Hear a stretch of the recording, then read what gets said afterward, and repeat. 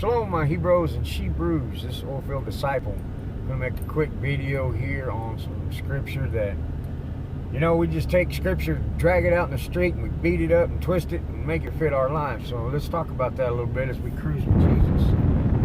I hope this message will bless you, encourage you, and it's going to frustrate you. Go look it up for yourself. So, as I did my video this morning, I was thinking on a few other things. And, as I'm driving, I can't just go to the scripture. So you have to go do a little bit of research on your own.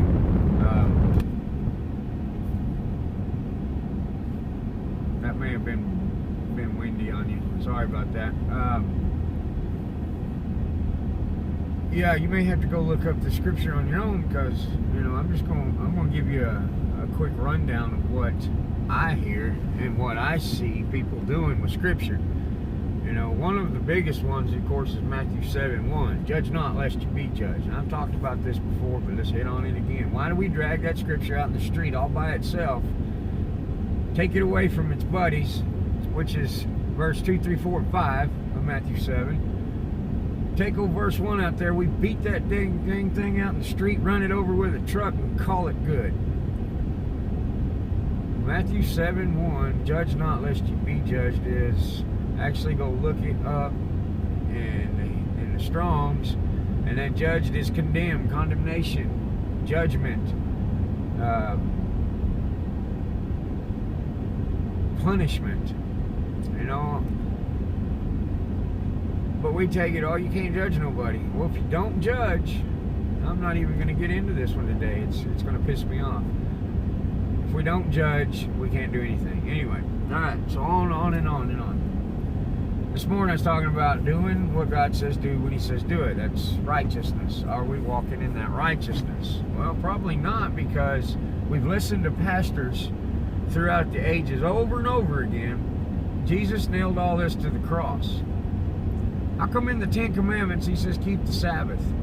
And when you go look at Exodus 20, when you read the Ten Commandments, what God give from His own finger, writing it down on the tablets,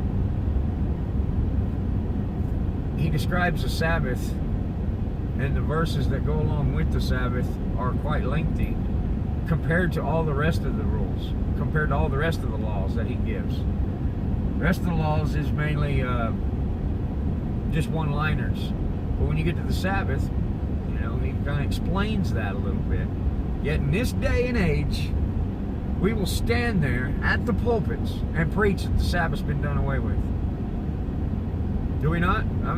Go look at the Christian pastors, especially them damn wicked, deceiving TBN pastors. Go look at that and see what they say. Go look them up. Wicked deceivers.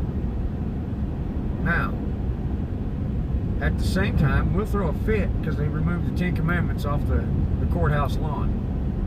But yeah, we don't dare keep none of them. I've said it over and over again that we can't get past the first one. You shall have no other gods before me, nor idols. We have a hard time getting past that one. Love your Lord with all your heart, mind, and soul. We do. Number one, that's why when Jesus was confronted with it by the Pharisees, He said, love your God with all your heart, all your mind, all your soul. Love your neighbor as yourself. Can you get past that one? Probably not, because your neighbor borrowed your lawnmower and broke the pull cord rope on it, and now you're pissed off at the neighbor because he brought it back broke instead of fixing it, and I'll be damned if I'm going to forgive him or let him borrow anything ever again. Well, when Peter came to Jesus, he said, how many times I got to forgive my brother? 70 times 7. 70 times 7. 490 times. In one day. Oh, but we ain't forgiving old John down the street because he broke my damn pull cord on my lawnmower. I ain't putting up with that. He's a dirty dog. Well, he said he was sorry. He didn't know how to fix it. That's why he didn't have a lawnmower to begin with. But you're too prideful to say, oh, it's all right, brother. I got you. I'll fix it. Next week you need it, you can borrow it again. We ain't going to do that. Oh, hell no. Now John's on the blacklist. You feel me? So let's get past that first commandment, then we work on the other ones. Commandment number 4, keep the Sabbath. Are we doing that? You know? So there's an argument. Well, when is the Sabbath? I'm going with the 7th day, which is a Saturday. That's what I'm going to go with, because that's what all the scripture lines up to say. I'm not going by the lunar calendar. I don't see it. It's the 7th day. Friday evening at sundown to Saturday evening at sundown is the Sabbath day. Now you can either keep it or you don't. You know, that's up to you. And walk in lawlessness. Deal with God when it comes that day, when He stands before you. Or you stand before Him, rather. And He says, give an account for this. And Jesus says, I covered you and covered you and covered you. And you continue to rebel against me. I'm not covering you on that one. You are guilty as charged. Oh, wow. That sucks.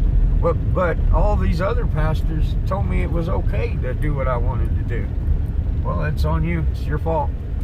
Now, when it comes their day of judgment, when they stand before the good Lord, the Most High, Mighty Father, and stand there for judgment, they're going to get judged twice as much for telling you that.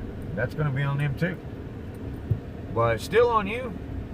You know, so why do you continue to listen to things without doing your research? I really hope you're not listening to me and not doing the research behind it. You know, I do my due diligence to make sure I'm right when I speak on something. But there's times you might want to check me. I could be wrong. I'm human. I make mistakes. But on this channel, I try not to. I try to do my due diligence before I speak out. Just think about that. Think about some other scriptures that the secular world likes to use, or the Christians like to use, to twist things so they can do what they want. So I can eat bacon, so I can eat lobster. You do what you want. Scriptures say otherwise. You want to fight with God over it, then you do that. But quit using the scriptures to justify yourself. Read the scriptures for what they say. Do the research behind it. We cannot look at every English word and go, oh, that's what God means. Our English vernacular is kind of jacked up. We kind of need to go back. He wrote it to the Hebrews, for the Hebrews, and we don't understand Hebrew culture. We missed the point a lot. You know, it's like here in America. Back when I was younger, we say,